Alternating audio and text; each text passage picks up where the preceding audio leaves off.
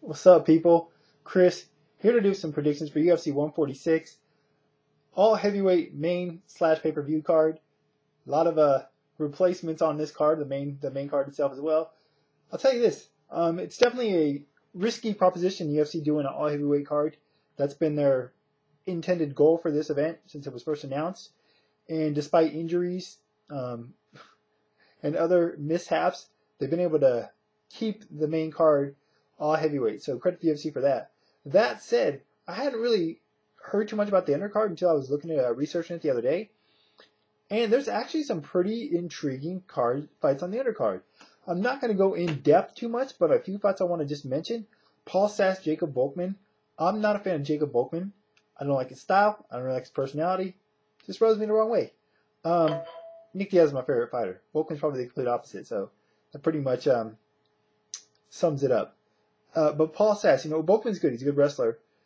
But Paul Sass, as we've seen, he's a very good submission specialist, particularly with leg locks. So I'm curious to see if Volkman is going to be able to imply his usual game successfully against a submission guy on level and with the technique of Sass.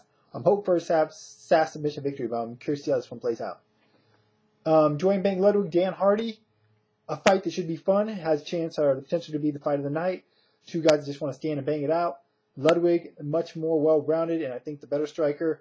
Hardy's on a bit of I think he's like on a 4-fight losing streak. Got to favor Ludwig here, but I think this one will be fun. I think it'll go the distance. Well, I definitely got to favor Bang. Glover Teixeira, finally making his UFC/stateside debut. If you haven't heard of this guy, he's been one of the best light heavyweights in the world for years, but not one of the best, but one of the best guys not fighting in the States, definitely, for a long time, because he had visa issues. He couldn't get in the States. He's finally here. He should definitely take care of Kyle Kingsbury. I just hope that Glover's best, he didn't get here past his prime. But we'll see. But if he puts on a progressive performance, fans don't be like surprised, like, where'd this guy come from out of nowhere? He's been around for a long time. CB Dalloway, Jason Miller, interesting fight. Dalloway, another guy who I'm just not really a big fan of. I think he thinks a little too highly of himself. Miller, interesting clash of styles. I'd like to see Jason Miller win this one, just because I think he's a good fighter. He's a good marketable guy, personality for the UFC. But I don't know, man. I think of this fight, I think of Jake Shields, Mayhem Miller, where Jake was able to just kind of control and stifle Miller on the ground.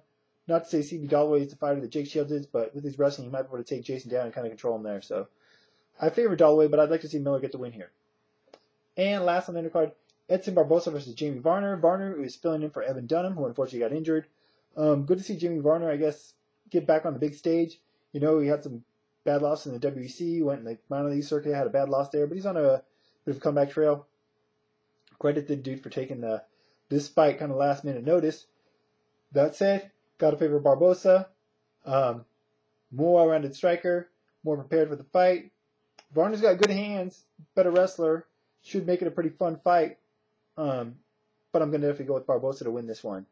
But I do think the first round could be pretty fun stuff if Jamie Varner really comes to try to take Barbosa out. If he doesn't fight reluctantly, he just goes in there to just go for the kill, so to speak. All right, preview portion of the card. First up, you got Stephon Struve taking on LeVar Johnson. Was originally supposed to be Stephon Struve, Mark Hunt, but unfortunately Hunt got hurt. LeVar Johnson just coming off that win over Pat Barry a few weeks ago on Fox. Knocked him out in the first round.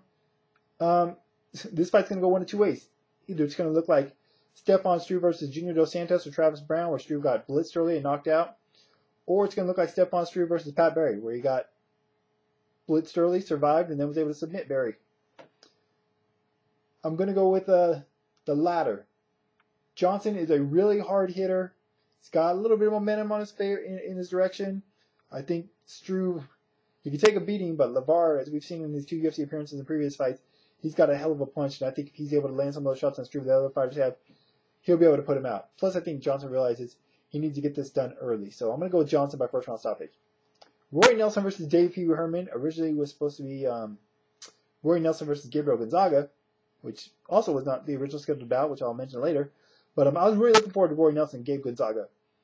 Just looking at the stylistic matchup and the size of both guys, I thought that they really even fight. However, this isn't a bad fight either.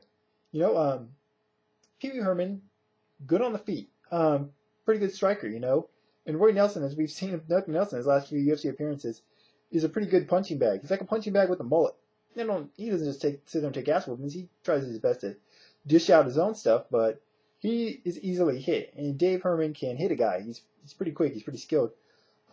He just isn't all there mentally. He's a very mentally weak fighter. Let's just put it that way. No disrespect, but it's the truth. Look at his loss to Stephon Struve in his last fight. As far as who I'm favoring this fight, I'm gonna favor Roy. I think he might get whooped up on early, but I think as the fight goes on, if Roy's still hanging in there, which he probably will be, Herman is once again gonna be his own worst enemy. He's gonna kind of lose focus, might tire out because it is a late fight, not last minute, but late replacement. And I think Nelson's gonna come on strong, probably take it to the ground and finish him off third round. So go with Roy Nelson by third round stoppage. Shane Del Rosario taking on Stipe Miocic. Forgive me if I'm pronouncing that incorrectly. This was originally supposed to be Shane Del Rosario against Gabe Gonzaga. Probably best for Shane. Well, maybe not. I don't know. Honestly, I know Miocic has a couple fights in the UFC. I think 2 so far, but I can't recall them. I'm sure I've probably seen them, but I can't recall them off the top of my mind. Del Rosario coming over from Strikeforce. This one, I can't really call. I'm not very familiar with Miocic, but from what I've heard, he's a prospect to keep an eye on in the heavyweight division, so I think he'll probably win this fight. Just because I haven't been overly impressed by Shane Del Rosario, but by what I saw from him in the Strikeforce. Not saying he's a bad fighter. This hasn't really impressed me. Cain Velasquez and Antonio Bigfoot Silva, co-main of the night. Once again, it was supposed to be Cain Velasquez versus Frank Mir. And of course, we know why Frank Mir's not in this fight anymore, which we'll talk about in a moment. But Cain Velasquez, this is a good fight. As far as replacements, Antonio Bigfoot Silva, it's a pretty good replacement. I know a lot of just fans of UFC that aren't familiar with other MMA organizations may not know who Bigfoot Silva is. And just seeing him, be like, damn, who is this guy? Bigfoot is an imposing figure. Both guys are coming off knockout losses, though. So it'll be interesting to see more so how it affects Cain. Coming off his first loss by knockout, no less, lost his title. But he seems to be a guy that has a strong, mentality where you shouldn't have too many lingering effects from that loss. Gotta favor Cain Velasquez in this one big time. Antonio Silva, he's already fought 2 AKA guys, same place Cain trains out of. Almost lost to Mike Kyle, got dropped in the first round, almost got stopped, but Kyle broke his hand and kind of just did what Mike Kyle does.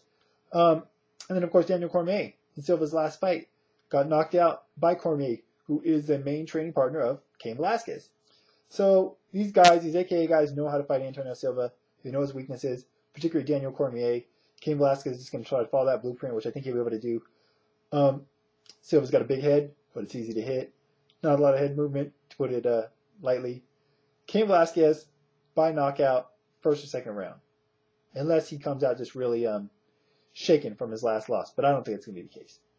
Main event of the night, UFC heavyweight champion Junior dos Santos defending his title against Frank Mir. Once again, it was originally supposed to be Junior dos Santos versus Alistair Overeem. A fight that a lot of fans, myself included, were really looking forward to. This one, not so much. I do like the UFC primetimes. Always enjoy watching those build up to the fights when they have them. Frank Mir always does a good job of selling a fight. There is the angle where Frank Mir is coming off to win over Junior's mentor, Antonio Rodrigo Nogueira, where he broke Nog's arm, snapped his arm by submission. So there's that angle, but that aside, that's the only really angle that intrigues me in this fight. And it's not enough to sell the fight. I'm looking forward to the fight regardless because I'm a fan. But I really don't give Frank Mir much of a chance. Frank Mir, he's a guy that we've seen time and time again. Actually, my guy Ahmad pointed out yesterday on the radio show to me that all his losses are by stoppage. He's never lost by decision, which I did not know. That's a very interesting stat. But that goes in with what I was going to say. When Frank gets hit by big guys, he doesn't like it very much. And if it's a sustained beating or anything like that, he's usually going to fold up or wilt.